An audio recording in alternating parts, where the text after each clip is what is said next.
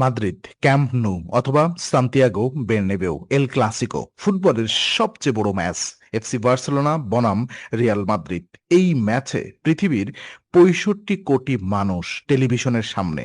প্রতিটি খেলোয়াড় প্রস্তুত, প্রতিটি খেলোয়াড় উপস্থিত, কিন্তু একজন নেই, কিলিয়ান এমবাপ্পে। কোথায়? ইতালিতে, বান্ধবীর সাথে ব্যক্তিগত ভ্রমণে। যখন রিয়াল মাদ্রিদ এল ক্লাসিকো খেলছেন, তখন তাদের সবচেয়ে দামি খেলোয়াড় রোমের কোনো রেস্তোরাঁয় অথবা ভেনিসের খালের পাশে। এই খবর যখন বেরোলো, মাদ্রিদ বিস্ফোরিত হলো, সমর্থকরা ক্ষুব্ধ, ড্রেসিং রুম বিক্ষিপ্ত, বিভক্ত, এবং পুরো ফুটবল বিশ্ব হতবাক। কিভাবে এটা সম্ভব হলো? আজকের বিং ইনসাইডে আমরা বিশ্লেষণ করব সেই ঘটনা এবং তার পেছনের জটিল সত্য। এল ক্লাসিকো যে ম্যাচ, শুধু ম্যাচ নয়, এল ক্লাসিকো এই দুটো শব্দ ফুটবলের অভিধানে সবচেয়ে ভারী। রিয়াল মাদ্রিদ বনাম বার্সেলোনা শুধু দুটো ক্লাবের লড়াই নয়, এটা দুটো শহরের লড়াই, দুটি পরিচয়ের লড়াই। স্পেনে মাদ্রিদ এবং ক্যাটালোনিয়ার ঐতিহাসিক বিরোধ, রাজনৈতিক, সাংস্কৃতিক, অর্থনৈতিক, এবং এই বিরোধের সবচেয়ে দৃশ্যমান প্রকাশ এল ক্লাসিকো।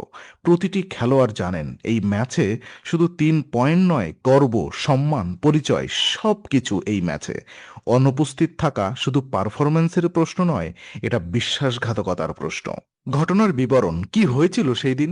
ঘটনাটা ঠিক কিভাবে সামনে এলো? রিয়াল মাদ্রিদ এল ক্লাসিকোর দিন দলের তালিকায় এমবাপ্পের নাম নেই। ক্লাবের সরকারি বিবৃতি, ব্যক্তিগত কারণ সংক্ষিপ্ত, বিস্তারিত নেই।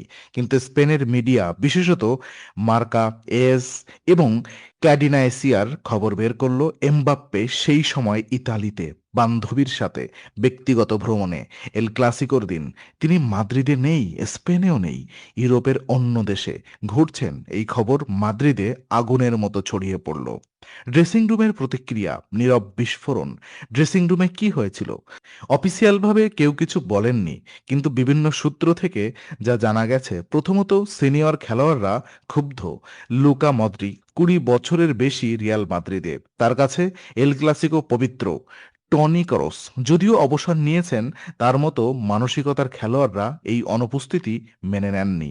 দ্বিতীয়ত, তরুণ খেলোয়াড়দের মধ্যে বিভাজন। কেউ কেউ এমবাপ্পের পক্ষে, ব্যক্তিগত জীবনের অধিকার, কেউ কেউ বিরুদ্ধে, দলীয় দায়িত্বের প্রশ্নে। তৃতীয়ত, ভিনিসিয়াস জুনিয়র এবং এমবাপ্পের সম্পর্ক, যা আগে থেকেই জটিল ছিল, আরও জটিল হলো। ফুটবলের সবচেয়ে অভিজ্ঞ কোচদের একজন, কার্লো আনচেলত্তি, তিনি দেখেছেন অনেক কিছু, অনেক বড় খেলোয়াড়, অনেক বড় ইগো, কিন্তু এই পরিস্থিতি ভিন্ন।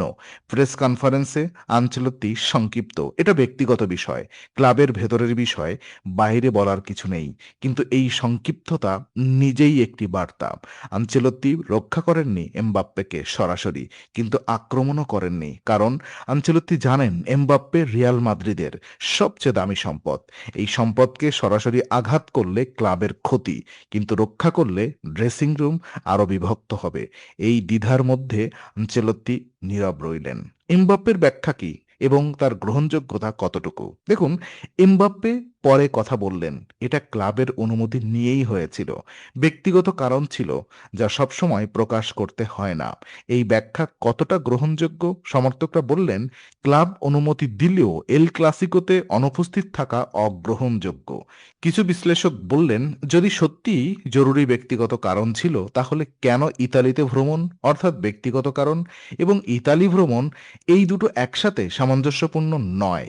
মনোবিজ্ঞানের আলোয় দলীয় সংস্কৃতি বনাম ব্যক্তিগত স্বাধীনতা, এই ঘটনা একটি বড় প্রশ্ন তোলে।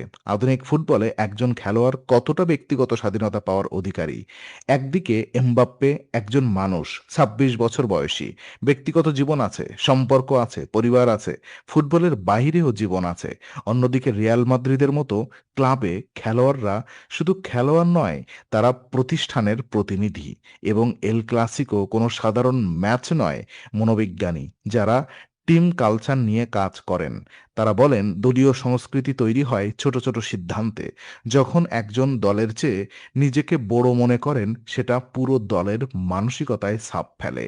ভিনিসিয়াস সম্পর্ক, প্রকাশ্য রেষারেষি, এই ঘটনার আরেকটি গুরুত্বপূর্ণ মাত্রা। ভিনিসিয়াস জুনিয়র এবং এমবাপ্পে সম্পর্ক দুজনেই রিয়াল মাদ্রিদের সবচেয়ে গুরুত্বপূর্ণ খেলোয়াড়, দুজনেই নেতৃত্বের দাবিদার। সূত্র বলছে এল ক্লাসিকোতে এমবাপ্পের অনুপস্থিত পরে ভিনিসিয়াস ড্রেসিং রুমে তার মতামত লুকাননি। যে মাঠে নেই সে দলের জন্য কতটা গুরুত্বপূর্ণ, এই প্রশ্ন সরাসরি না হলেও স্পষ্ট ছিল। এবং এমবাপ্পে যখন ফিরলেন, এই উত্তেজনা ড্রেসিং রুমে অনুভূত হচ্ছিল নীরবে। স্পেনীয় মিডিয়া বিচারের ঝড়। স্পেনের মিডিয়া কোনো সুযোগ ছাড়ল না। মার্কার শিরোনাম, এমবাপ্পে এল ক্লাসিকোর নয়। ইতালি অ্যাস বলল মাদ্রিদিজম বিশ্বাসঘাতকতা। ক্যাডিনাইসিয়ার রেডিওতে ঘন্টার পর ঘন্টা আলোচনা।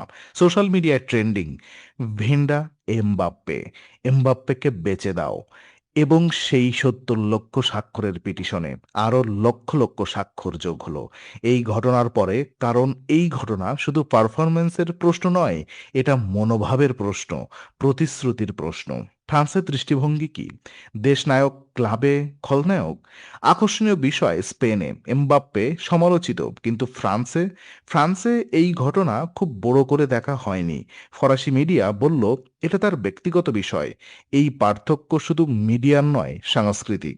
ফরাসি সংস্কৃতিতে ব্যক্তিগত স্বাধীনতা অনেক বেশি মূল্যায়িত। স্পেনীয় ফুটবল সংস্কৃতিতে ক্লাবের প্রতি আনুগত্য সর্বোচ্চ।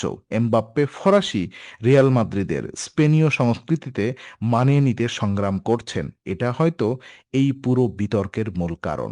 ইতিহাসের আয়নায় আগেও কি এমন হয়েছে? রিয়াল মাদ্রিদের ইতিহাসে এমন বিতর্ক আগেও হয়েছে। ডেভিড বেকহাম মাদ্রিদে এসে মিডিয়া আইকন হয়ে গেলেন, মাঠে প্রত্যাশার। গ্যারেথ বেল অসাধারণ শুরু, কিন্তু পরে ড্রেসিং রুম বিতর্ক। গল্ফ ফ্রেমের অভিযোগ, ওয়ালফ golf Madrid in that warder, এই বিখ্যাত ব্যানার বান্নবেউতে। এমবাপ্পের ঘটনা এই ইতিহাসের নতুন অধ্যায়, কিন্তু পার্থক্য, বেল বা বেকহাম এতটা বিতর্কিত ছিলেন না।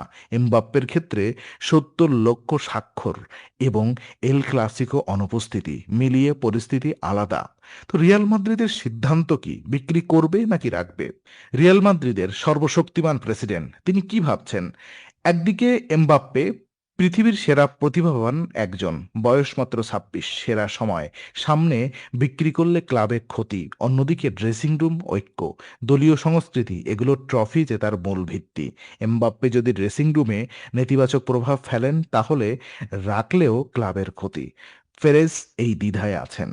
২০২৬ বিশ্বকাপ, এই বিতর্কের প্রভাব, এই পুরো বিতর্ক ২০২৬ বিশ্বকাপে কি প্রভাব ফেলবে? ফ্রান্সের জন্য এটা সম্ভাবনা।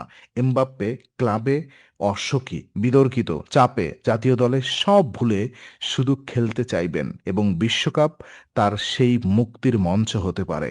আর একটা সম্ভাবনা, ক্লাবের বিতর্ক, মানসিক চাপ বিশ্বকাপেও সাথে যাবে এবং মাঠে প্রভাব ফেলবে। কোন সম্ভাবনা সত্য হবে সেটা বিশ্বকাপ শুরুর পরে বোঝা যাবে। তো এল ক্লাসিকো, রিয়াল মাদ্রিদ, বার্নাবেউ, এই শব্দগুলো ফুটবলের সবচেয়ে পবিত্র, এবং সেই পবিত্রতায় একটি অনুপস্থিতি এত বড় ঝড় তুলছে। কিন্তু বিং ইনসাইড একটু থামতে চায়। এই ঘটনায় শুধু এমবাপ্পের দোষ নেই। আধুনিক ফুটবল একটি জটিল ব্যবস্থা, যেখানে একজন মানুষ একটি পণ্য, একটি ব্র্যান্ড, একটি ইনভেস্টমেন্ট। কিন্তু সে মানুষও, ব্যক্তিগত জীবন আছে, আবেগ আছে, সম্পর্ক আছে।